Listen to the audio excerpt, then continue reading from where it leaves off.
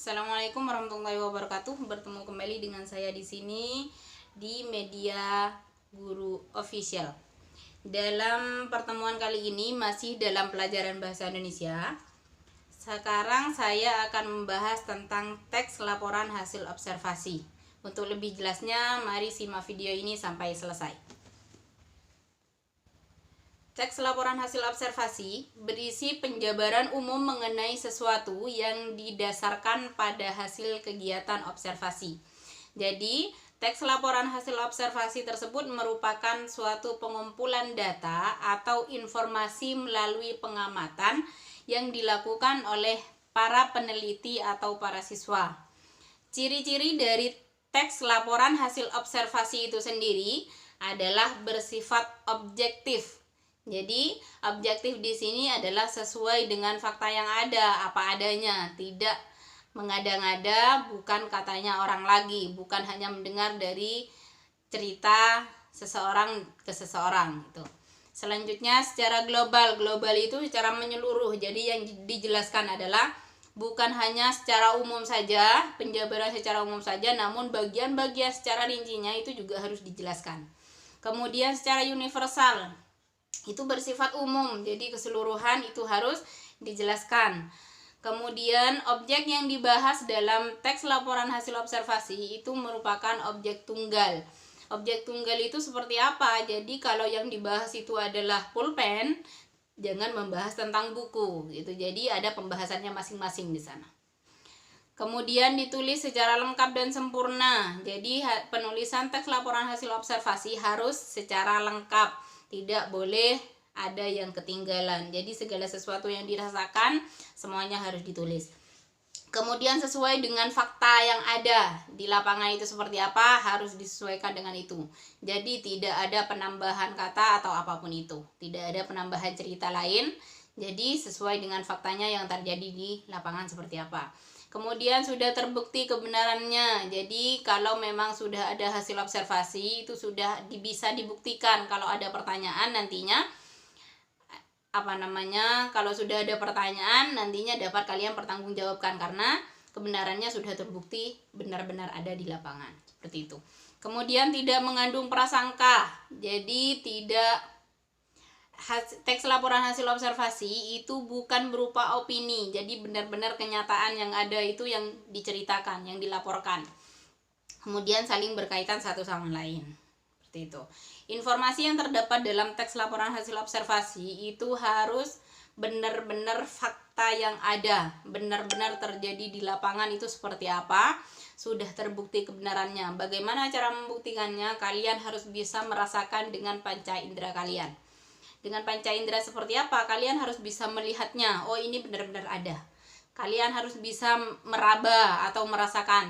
Kalau seandainya kalian berada di pegunungan atau di suasana pantai, suasana anginnya yang kalian rasakan seperti apa, itu juga kalian jelaskan nantinya. Seperti itu. Cara menafsirkan atau menginterpretasikan teks laporan hasil observasi.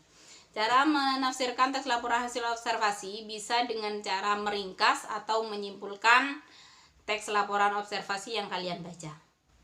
Kemudian langkah-langkah meringkasnya seperti apa? Yang pertama, pahami dulu. Yang pertama adalah pahami isi teks dari teks laporan hasil observasi tersebut. Yang kedua, setelah kalian pahami isinya, baru kalian menemukan ide pokoknya dulu. Jadi harus dicari masing-masing ide pokok dari masing-masing paragraf itu pasti ada.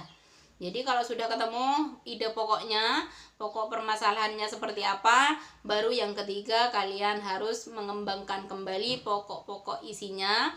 Ide pokok yang kalian temukan tadi itu harus dijabarkan ulang. Seperti itu.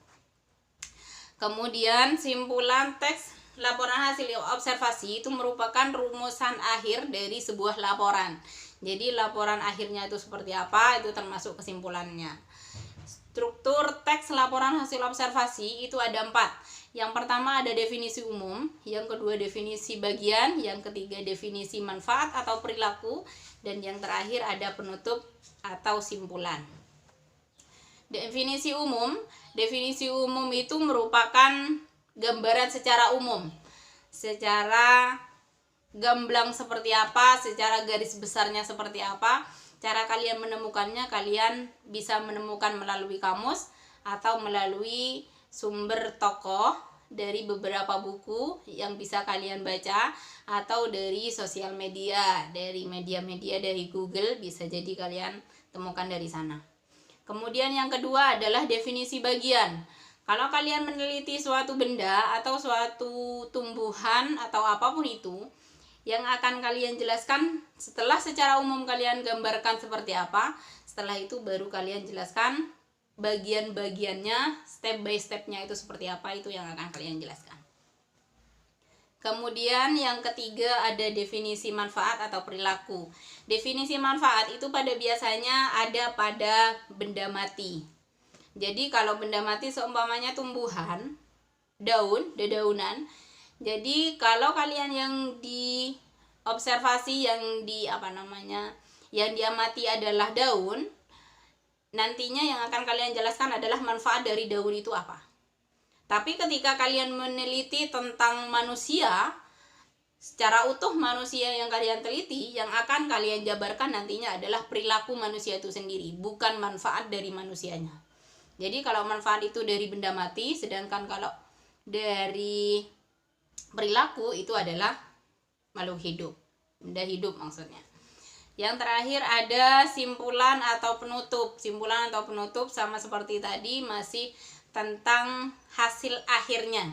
Jadi dari awal definisi umumnya sudah kalian buat, sudah kalian jabarkan, kemudian definisi step by stepnya, bagian dari bagian satu ke bagian yang lainnya sudah kalian jelaskan. Kemudian yang ketiga definisi manfaat atau perilakunya juga sudah dijelaskan.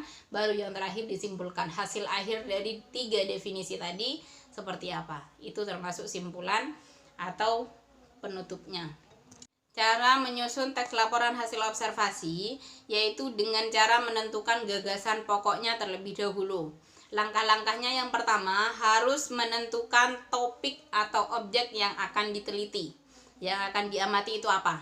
Tentukan objeknya terlebih dahulu. Setelah itu harus merencanakan jalan keluar dari permasalahannya, cara menyelesaikan masalah yang terjadi itu bagaimana. Itu yang kedua. Yang ketiga, harus kalian melakukan pengamatan ulang. Jadi kalau dari awal dikira-kira sudah didiskusikan objeknya apa yang akan diteliti dengan teman kelompoknya atau dengan teman-temannya yang lain, setelah itu baru kalian cari cara penyelesaian masalahnya. Jadi seumpamanya yang kalian teliti adalah tumbuhan, sudah disepakati tumbuhan. Jadi seumpamanya masalah apa yang akan timbul dari tumbuhan ini? Kalau dari tumbuhan ini akan timbul masalah, kalau seandainya tumbuhan ini dipupuk, efeknya akan seperti apa? Kalau pupuknya pakai organik akan jadi seperti apa? Kalau non organik akan seperti apa? Takarannya juga seperti apa? Nah, masalah-masalah yang akan timbul seperti ini harus kalian cari penyelesaiannya terlebih dahulu. Setelah itu baru kalian melakukan pengamatan.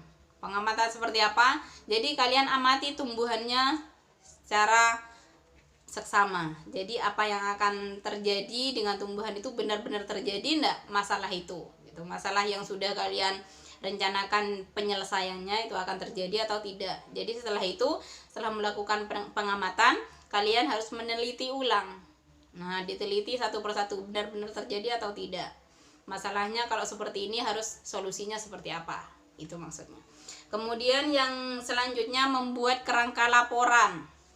Setelah kalian meneliti ulang dari tumbuhan yang akan kalian buat laporan observasi tadi, kalian harus membuat kerangka laporannya dulu. Kerangka laporannya satu persatu harus kalian buat, susunannya itu harus kalian buat. Setelah membuat kerangkanya, kalian harus menyusun laporannya. Jadi kerangkanya ada, baik itu dari manfaatnya apa saja, tingginya, panjang daunnya, jenis tumbuhannya seperti apa. Kalau sudah kalian buat, baru kalian susun laporannya.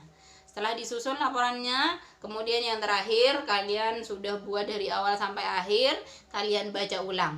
Setelah dibaca ulang, baru setelah itu kalian ketemu kesalahannya di mana, maka dari itu yang terakhir harus dibenahi.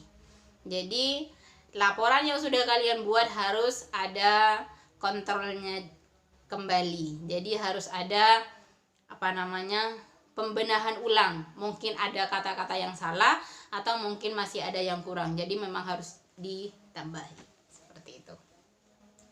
Jadi mungkin hanya ini yang bisa saya sampaikan pada pertemuan kali ini mengenai teks laporan hasil observasi. Mungkin kalian semua sudah paham. Jadi kalau ada pertanyaan mungkin bisa komen di kolom komentar. Kurang lebihnya mohon maaf. Wassalamualaikum.